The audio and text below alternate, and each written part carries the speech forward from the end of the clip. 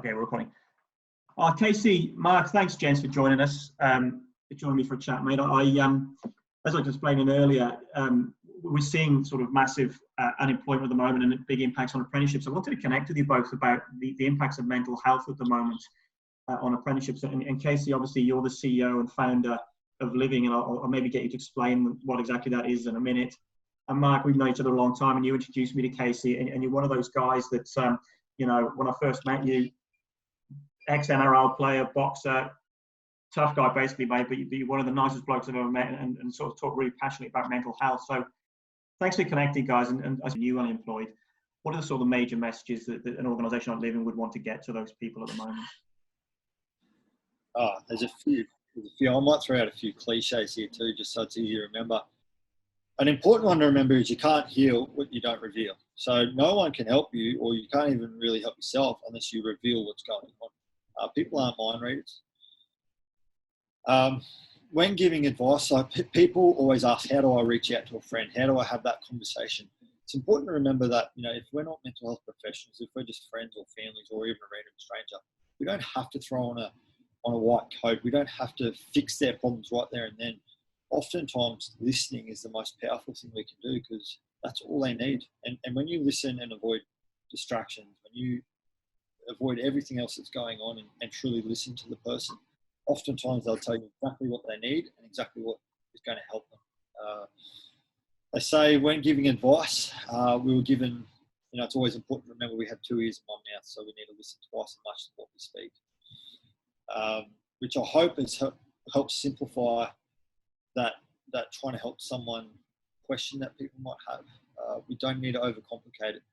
Listening without judgment, super important, and then recommending the professional support. If life is in imminent danger, 000, Lifeline, great service. And you yourself, if you're a support giver, you can ring Lifeline up and ask, how can I start this conversation? Wonderful resource at any stage of the process. And then also GP, family, friends.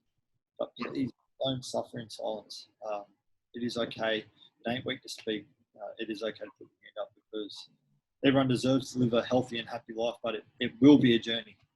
Yeah, and thanks, Casey. And I guess, Mark, the key point from yourself, I suppose, it ain't weak to speak, mate. You know, you're one of those blokes that speaks. Tough times don't last, mate. Tough times don't last. I've lost a lot of friends and heard a lot of terrible stories about, you know, just solely because people just don't talk, you know. So there's an old cliche when Case says, tough times don't last, tough people do. Sometimes it is tough, and it's a tough world at the moment. It's just tough, and it's due to no one's fault. You know, people are getting put in situations where it's hard. You know, it's really, really, really difficult for some people at the moment, and they're not used to it, and it's compounded already old problems. So it's just, I can't stress enough how much easier life is when you talk to your partner, talk to your mate, talk to someone. You know, GPs especially, they'll understand. Sometimes in this mental health world, people that you talk to don't understand about mental health, which we're trying to teach people what mental health is. So a lot of people don't even understand what it is, so they just think you're an idiot. So if you're not getting the right answers, just go and speak to your GP, go and speak to someone that, you know, that will understand you, and you will feel 1,000,000% better. But it's tough times, you know. You've got to be tough with it. You've got to be strong with it. You've got to try and ride it out. As Kay said, it's a journey, and it's you know, sometimes it's tough. And at the moment, for a lot of people, it's tough, but it doesn't need to be the end. You know, you've got to dig those heels in and be strong.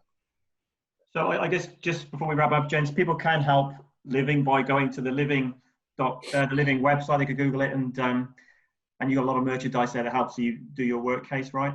Yeah, merchandise, events, fundraisers when we're back up and running, and also our education that we're delivering into schools, businesses, sporting clubs right around the country. Social medias.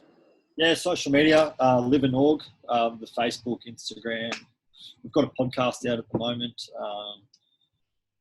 which is on our website. I don't actually know what that's called on the podcast or a lot going on at the moment. It's only a new product.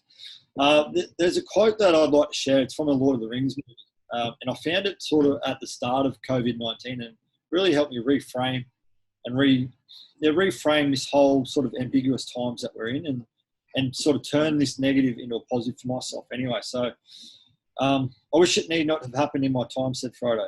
So do I, said Gandalf. And so do all who live to see such times. But that is not for them to decide. All we have to decide is what to do with the time that is given to us.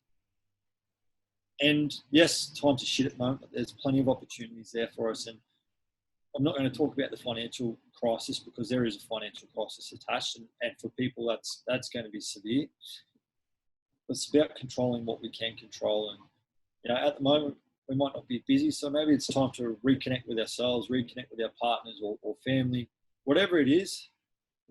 There's a lot of opportunities in these times, but we've got to try and reframe it towards the positive. Yeah, no, thanks, Case. That's awesome. I might grab that quote off you at the end again, if that's all right.